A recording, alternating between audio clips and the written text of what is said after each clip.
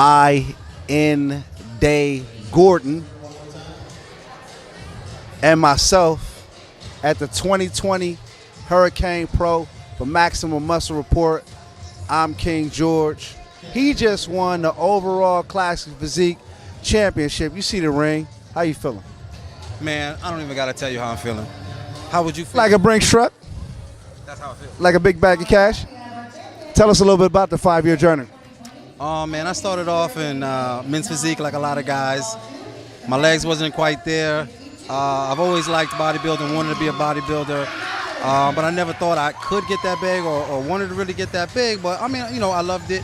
I love the classic guys. Robbie Robinson always been something I really, really liked. That was like the black Arnold Schwarzenegger to me.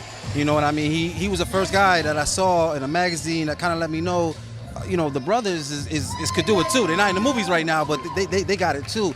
So he looked like an action figure. I wanted to look like an action figure. Now I look like an action figure. Definitely looks like an action figure. Now, we've seen you in both divisions. Like you said, you started off in men's physique and then you went over to classic. I personally think you look great in classic. I think you'll have a future there. I heard one of the judges tell you that, what are you doing with the men's physique shorts on? What do you think you're going to do moving forward? Honestly, man, the passion has always been in classic ever since it came out. I almost feel like it was a personal prayer that was answered to me because I wanted to bodybuild, but obviously not get that big. So really, I'm definitely, that's where my heart is at. Honestly, I just kept doing men's physique because I still had a lot of love for it too. It's really urban, it's really fresh, it's really modern. And hey, let's be honest, we all want to go home with a win. Sorry, I was always placing higher in men's physique, so I wasn't ready to quite hand it off yet. But I feel like at this moment, I've proven that I could be competitive in the classic division, so that's what I'm gonna do.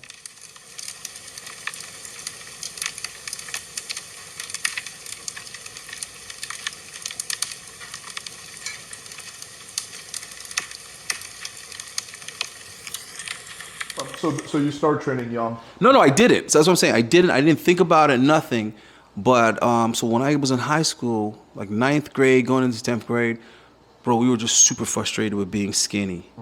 And I remember we tried everything, bro. Weight gainer from GNC. We tried eating potatoes all day long.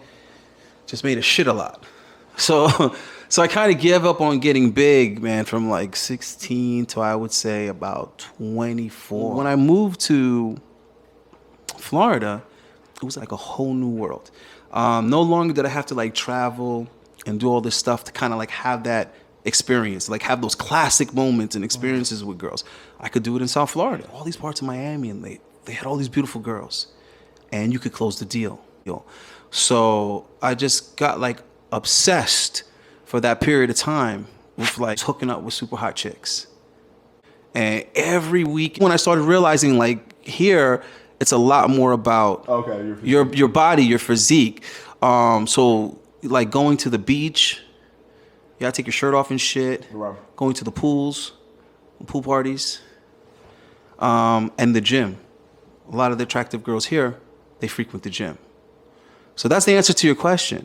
That's like when I was forced to like, and it wasn't about bodybuilding. It was just about getting in shape. I wanted the girls to be just as attractive to my body as they was like my swag, you know what I'm saying? Or the way that I dressed, you know, or the fact that I was from somewhere else.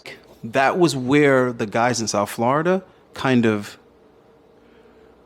raised the bar, if that makes any sense to you. Yeah, you adapt to your environment. Let me ask you this question. So if like I had a magic button, I press this button and you just become super skinny like you were back in the day, how much do you think that would affect your results with women? Like how much do you think your bodybuilding has helped you with girls? I think I would just have a completely different approach, bro. What do you think would be different? I just would have a different approach, man. It would just be less on physical prowess. Do you feel like being jacked allows you to almost like get away with more shit and allows you to like escalate faster in a way? Not more than being good in any other area. Women are attracted to like many different aspects of a man, right? Yeah.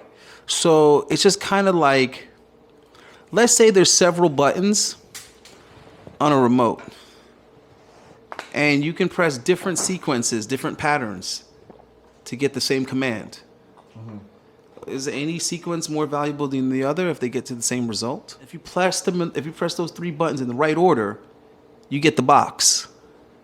You understand what I'm saying? No, I see your point. But if you don't press those 3 buttons in the right order, you don't get the box. But you still have those 3 buttons to work with. Right. Somebody else has another 3 buttons to you work chose with. bodybuilding as one of the Right. ones. That's what I'm saying. So that's what I'm saying. Yeah, I feel like though, like just guys will respect you more if you like have more muscle. Like guys are gonna be way less likely to fuck with you. I know a lot of bodybuilders that are insecure as shit. Yeah, I can see that. They have low self-esteem. Just like I know a lot of guys making $250K a year and they have low self-esteem. They don't believe in themselves. They're not confident. A girl would never even know. So what good is them making $250K a year when it's not getting them any better results with females? And if a female does find out he makes that type of money, she's not attracted to him. She's just like, well, how could I get that? How could I get to that resources? How can I get that money? Just like they could be a bodybuilder and he has low self-esteem and all this other shit, but the girl's like, well, fuck, I can get him to train me for free. Like, how can I benefit from the fact that he's good at bodybuilding? I see your point, but I guess like the point I'm trying to make is that like, for example, let's say we're at a bar, right? We don't know each other at all, and I see you with like the hottest girl ever. Like she's my perfect 10, right? I'm not gonna go and try to steal your girl because I know you could like beat the shit out of me. Versus if it's Says like, who? A lot of bodybuilders can't fight. I know, but it's like a primal thing. Like it's almost like it's not like a logical thing. I know what you mean. That like if you know fighting, you know jiu-jitsu, you probably have an advantage over that bodybuilder. Well, do you? Yeah, but it's like on a subconscious level. Like when you see like a skinny, nerdy guy, you're more likely to just kind of like. And again, like if you're a good person, you shouldn't be doing that in the first place. But like there's a lot of shitheads out there, and the shitheads will be less likely to fuck with that jack guy than they are to fuck with that like skinny nerd guy.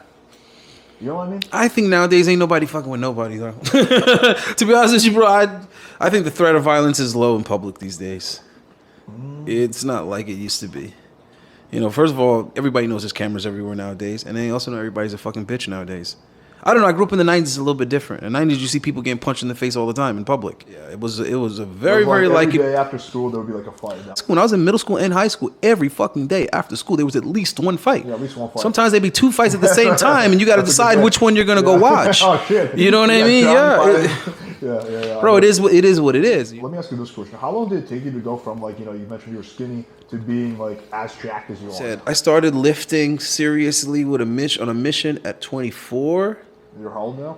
I'm 38 now, so yeah, so I mean, yeah, but I've been jacked for years now. So I think by the age of 30, it was serious. Like 6 years of training roughly? Yeah, a good 6, good 6, 7. I think by 6, 7 years in, I had a drastic difference from like just the average guy, that goes to the gym. So I think that's when you get mistaken for a pro athlete. That's at the time when people are like, you play football, you box, you're trying to figure. And it's weird because bodybuilding, they like never guess bodybuilding. But I didn't start bodybuilding competitively until 2015, and that just followed a combination of 2 things. I lost my grandfather and divorced my wife in the same year. And those were both people that kept on asking me, why the hell do you go to the gym all the damn time and you have no interest in bodybuilding? Like, you have no interest in bodybuilding competitively, but you're at the gym about as often as the bodybuilders. And I knew a lot of bodybuilders, and I thought it was the stupidest shit in the world. I was like, why the fuck I want to go through all this shit and diet and put all this pressure on myself just to look good for one fucking week and try to win a show and get judged by some fucking judges? And it just sounded stupid to me. I'm like, well, shit, you don't even win any money till you turn pro, but it costs you tons of money to compete. Yeah, it just didn't make any sense. Home early and get up early and train and do cardio, all this bullshit. I was like, fuck that, bro. It eats into your pussy time. You're not hooking up as much. It's hard. You gotta eat like twice a day. I mean, like twice a day, 6, once every 2 hours. So I just didn't make sense. But it was something about my ex-wife saying it now that struck a chord. And you have to understand, her saying that in the same year that I lost my grandfather, and he constantly would bring it up, like, I don't know why you don't bodybuild. Kid, I play sports. My grandfather was always super encouraging of competitive, you know what I'm saying, sports. And I think he just felt like what am I be on stage somewhere, competing, winning some medal or something. And I just kind of was like, I don't want to do that shit, Dad. But when he died, you see how it was completely different now? Now it felt like, now I was motivated to do it because I was like, I wish I had did this before he died. So I started competing and I placed top 3 like my first fucking 6 shows. It took me till my 7th show to not place. And I was devastated because it had never happened before. which is not the experience that most people have when they start off something, especially like bodybuilding. They don't experience winning. You get what I'm saying? First. So that was the first time like I experienced like doing a bodybuilding competition, prepping for weeks and doing all this fucking stuff, and then going home empty-handed. And I, you know, I had to accept it, you know, and I took it well because I just took it as, you know what, it's finally your turn. Because all those times you won, you watched other people go home with nothing, and you had no idea what it felt like to prep and to do the diet, do everything like what you did. You get what I'm saying? Yeah. But go home with nothing. Winning is what really made me competitive. So my 7th show, I got my ass kicked, and it was the Tampa Pro. And my 8th show was a couple of weeks later. I tried to improve, you know, just hold the diet, try to improve some more. And because in my mind, it's like I'm used to winning. I'm used to placing in the top 3. So I'm thinking I did that shit 6 shows in a row, and this time, you know, I got whooped. But next time it'll be like it was prior. No, it wasn't. I got whooped even worse. I went down in placing. You know what I mean? And that's when I said, okay. I went back to the drawing board, and that's when I decided like I want to be a professional one day. So anyway, so I set goals. I told myself, because I've seen guys compete for years and they don't win their pro card, nothing really happens. So I believe when you set goals, you should always put an expiration date on it. You should always say, I need to do this, but I need to do it by this time. So I told myself, okay, if I don't win a pro card by 2018, I'm done with this shit. I'm still gonna love bodybuilding. I'm still gonna like work out and look good and you know, probably try to date bikini girls, because I hadn't dated any bikini girls. I've never been attracted to the bikini girls. Do you find them attractive? Well, we have different tastes completely, but I think they're super hot on the off season. On the off season, bro. Whew. Well, here's the thing. Now is a beautiful time. Back when I started, you only had bikini. You had bikini and figure, and obviously you're not gonna like figure in women's bodybuilding, but you only really had the bikini. But now you got wellness. And I'm sorry, in my opinion, I think the wellness girls have the perfect proportion for a female, I'm not familiar with for a woman. I like the porn star look, like the big ass and like nice tits. But anyway, let me ask you this question: do you fuck with PEDs at all? Performance enhancement. Well, I mean, you kind of asked her in a question that's like common sense, bro. I couldn't like, what IFBB pro is gonna say that he's not. Like assume, be like, yeah. No. Like, I mean, come on. I take TRT and HGH personally. Oh, really? Mm-hmm. Well, we may have to talk about that after the show. But I'm super public about it. Yeah, well, I mean, what am I supposed to say? No, I don't.